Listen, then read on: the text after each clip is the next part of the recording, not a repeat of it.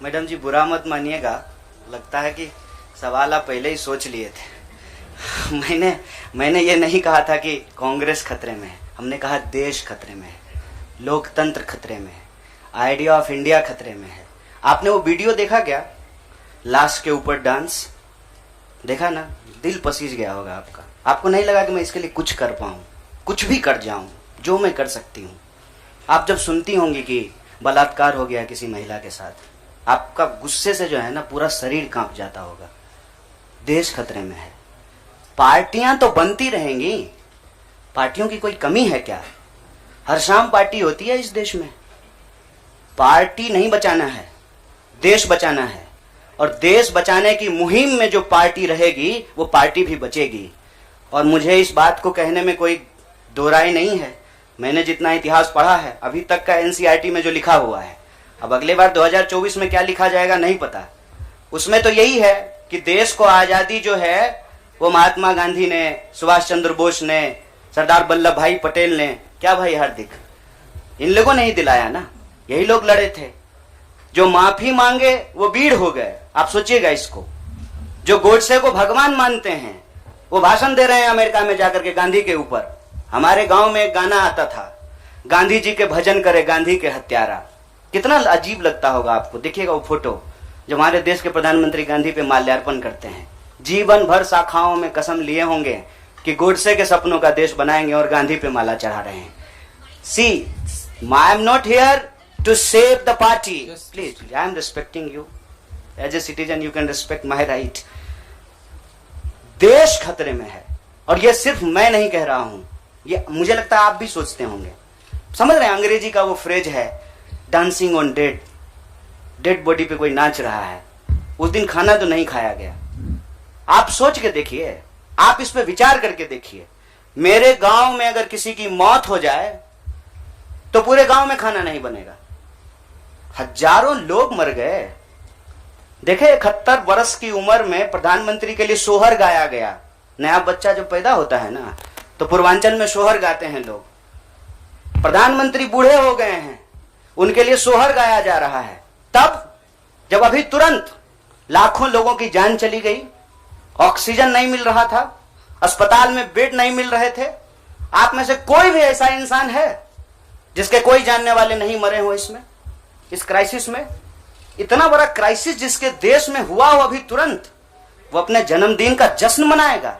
ये भोंडापन है।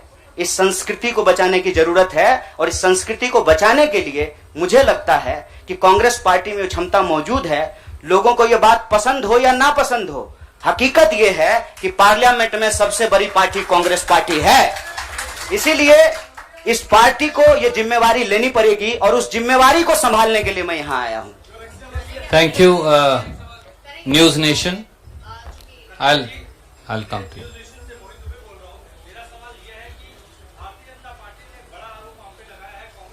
जनता पार्टी का आरोप को कौन पूछता है? आपका कोई आरोप है मेरे ऊपर? भारतीय जनता पार्टी को मैं सीरियसली नहीं लेता हूं। आपका कोई आरोप है? आप सवाल पूछिए। साहब जो साथी पीछे खड़े हैं, थोड़ा आप शांति का दान दीजिए प्लीज। अरे भैया प्लीज, दुबे जी आप पूछिए please, ask your question quickly.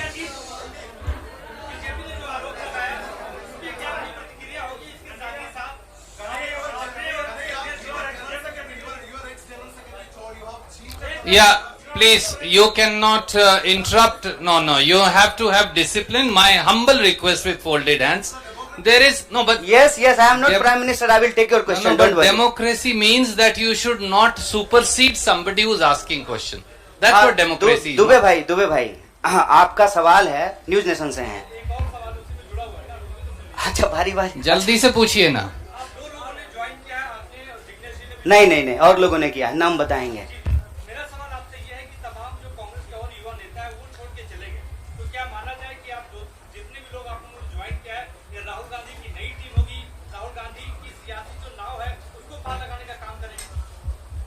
देखिए, मैं यही कह रहा हूं, हमारे देश के लोगों के पॉलिटिकल इमेजिनेशन को कुछ हो गया है। अभी क्या हो गया है मुझे समझ में नहीं आ रहा है। हमने अपनी आपके सवाल को अपने आप लेते हुए हमने अपने पूरे वक्तव्य को रखा। हमने कहीं भी कहा कि हम कोई टीम बना रहे हैं, बीसीसीआई थोड़ी है सर, मतलब टीम बना रहे हैं। मैं कह रहा हूं कि भारत की परंपरा, चिंतन परंपरा, सोच, जिस पे आपको गर्व होता है भारतीय होने के चलते, उस परंपरा को समेटने का, उसको आगे बढ़ाने का काम देश की सबसे पुरानी पार्टी कांग्रेस पार्टी ने किया है। उस पार्टी के पास एक ऐतिहासिक जिम्मेवारी है और इस देश का नागरिक होने के चलते, साथी जिग्नेश ने कहा, यह हमारी भी ऐतिहासिक जिम्मेवारी है कि कल को जब इतिहास लिखा जाएगा तो हमसे भी पूछा जाएगा, दुबे भाई आपसे भी पूछा जाएगा कि जब यह तमाशा हो रहा था तो हम क्या कर रहे थे। हमने वो कहानी सुनी है बचपन में, आपने भी सुना होगा।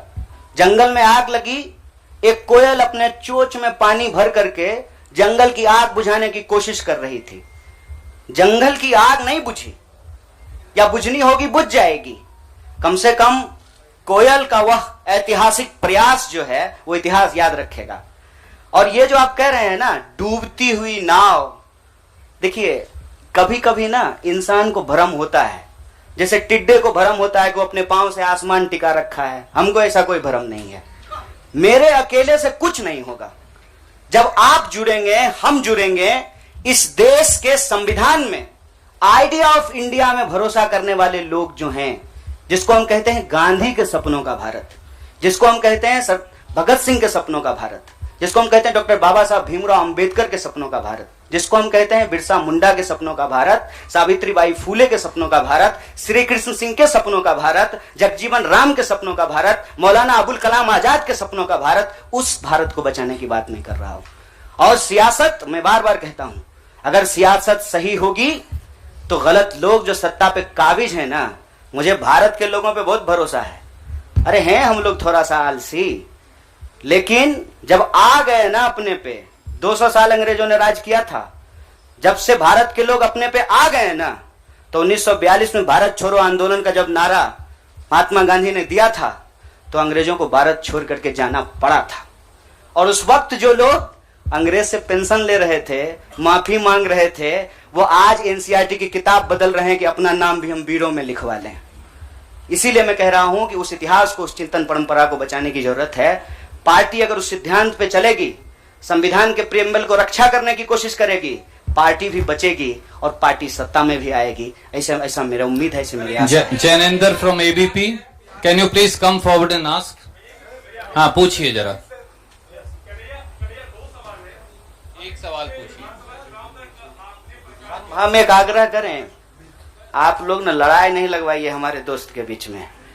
भोरे से जो है ट्विटर पे आप लोग क्या क्या चला दिए हैं, और लोग हमको पूछ रहा है कि जिग्नेश का नाम काहे नहीं ट्रेंड कर रहा है। मैं आपसे आग्रह कर रहा हूं, हम ना अलग अलग लोग नहीं हैं, यह मंच आपस में बटा हुआ नहीं है। तो सवाल जो है, सारा तोप का गोला जो है हमारे तरफ ही नहीं हो, मंच के तरफ मुखातिब हो, मैं भी जवाब दे दूंगा। Yes, Jainendra ji please ask your question.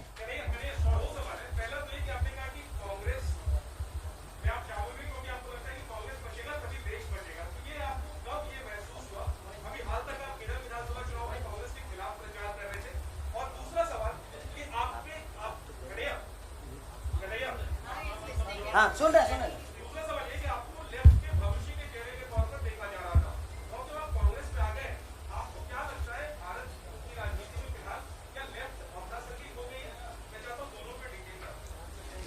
बड़ा जैनेंद्र भाई बड़ा वैचारिक सवाल पूछे हैं। बहुत बहुत शुक्रिया जैनेंद्र भाई। एक तो देखिए, हमारी जो ये नई पार्टी है, इस पार्टी के जो संगठन के महासचिव हैं वो केरल से ही हैं। इनसे आप चाहें तो अकेले में भी पूछ लीजिएगा। कांग्रेस पार्टी के खिलाफ हमने एक शब्द नहीं बोला था। हम कांग्रेस पार्टी के खिलाफ भी बोले हैं, लेकिन केरल के विधानसभा चुनाव में नहीं, जेएनयू के प्रेसिडेंशियल स्पीच में बोले थे। देखिए, हमको हमारा इतिहास पता है और हम यही कहते हैं, इतिहास को तोड़ा और मरोड़ा नहीं जा सकता है। इतिहास इतिहास होता है।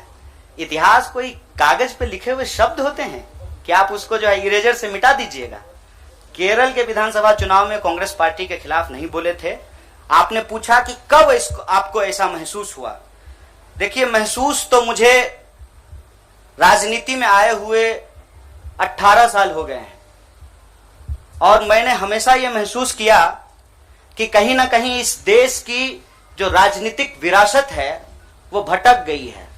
भूल भुलैया नहीं होता है, राइट लेफ्ट सेंटर घूमने लगा है और पता ही नहीं चल रहा है कि एक्चुअल आइडियोलॉजिकल पोजिशनिंग कहां है, उसके थ्रेड्स कहां पे हैं। तो मैं जैनेंद्र भाई, आपने वैचारिक सवाल पूछा है, एक ऐतिहासिक तथ्य आपसे साझा करता हूं। मैं ऑल इंडिया स्टूडेंट फेडरेशन का मेंबर था कल तक। वो ऑल इंडिया स्टूडेंट फेडरेशन 1936 में बना और उस इतिहास जाकर के देख लीजिएगा।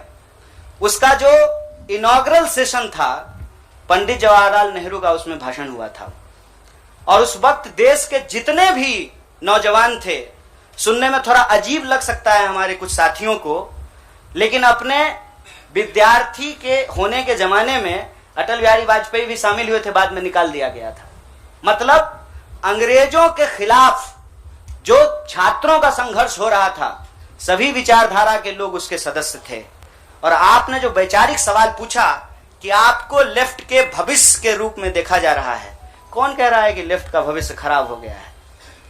व्यक्ति आते हैं और जाते हैं, संगठन हमेशा व्यक्ति से बड़ा होता है। व्यक्ति की अपनी एक भूमिका होती है, उस भूमिका को वो अपनी क्षमता से निभाने की कोशिश करता है। मैं आपको बता दूं, जहां जिस पार्टी से आप मेरा संबंध जोड़ रहे हैं, मैं वहां पैदा हुआ हूं।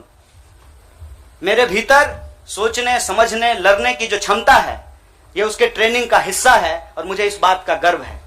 लेकिन वहां जो लड़ने का तरीका है और जिस तरीके से वो लड़ रहे हैं, मुझे लगता है आज जो देश की स्थिति है उसमें उसके स्पीड को बढ़ाने की जरूरत है और जो वैचारिक संकीर्णता है उसको तोड़ने की जरूरत है। मैं आपको एक बात बताना चाहता हूं। मैं अपने कई साथियों से पूछा कि क्या भगत सिंह की जयंती देश के सभी संगठनों को नहीं मनाना चाहिए, और क्या गांधी की तस्वीर सभी संगठनों के कार्यालय में नहीं होना चाहिए? यह हमारा इतिहास है, यह हमारी विरासत है। कुछ लोग बहुत चालाकी से विचारधारा की खोल में यह जो हमारी ऐतिहासिक विरासत और परंपरा है, इसको आपस में उलझाने की कोशिश करते हैं। एक बड़ा पॉपुलर डिबेट है मीडियम और मीन्स का, साध्य और साधन का, हिंसा और अहिंसा का। तो मैं आपके सामने इस सदन के समक्ष यह बात कहता हूं, जब भगत सिंह कहते हैं कि बम और पिस्तौल इनकलाब नहीं ला सकता है, मतलब भगत सिंह हिंसा का निषेध कर रहे हैं, वायलेंस को निगेट कर रहे हैं। और जब बापू कहते हैं, महात्मा गांधी कहते हैं, करो या मरो, मतलब वो व्यक्ति के ऊपर होने वाली हिंसा को स्वीकार कर रहे हैं और अहिंसा को निगेट कर रहे हैं। देश की अर्जेंसी क्या है, इस बात को समझिए। और देश की अर्जेंसी यह है कि आप पैदा कहीं भी हुए हों, अगर गांव में आग लगी है, आप अपने दरवाजे के बाहर डंडा लेकर के गेटकीपर बन करके खड़ा हो जाएंगे कि घुसने नहीं देंगे, निकलने नहीं देंगे, तो आपका घर भी नहीं बचेगा, बेडरूम भी नहीं बचेगा। इसलिए समझदारी इस बात में है कि आपसी जो नाराजगी है, आपसी जो वैचारिक मतभेद है, उसको किनारा कीजिए और बस्ती बचाने के लिए इकट्ठा होइए, क्योंकि ये देश हम सबका है। इसीलिए लेफ्ट राइट का जो क्वेश्चन है ना, वो अप्रासंगिक इसलिए हो गया है कि आज आपको वैसे आदमी के साथ सामना करना पड़ रहा है जो हमारे जमाने का गोविंदा है, ड्रेस बदलते रहता है। इसीलिए इस वैचारिक भ्रम में नहीं पड़िए, देश बचाइए, संविधान बचाइए, यही हमारा लक्ष्य है।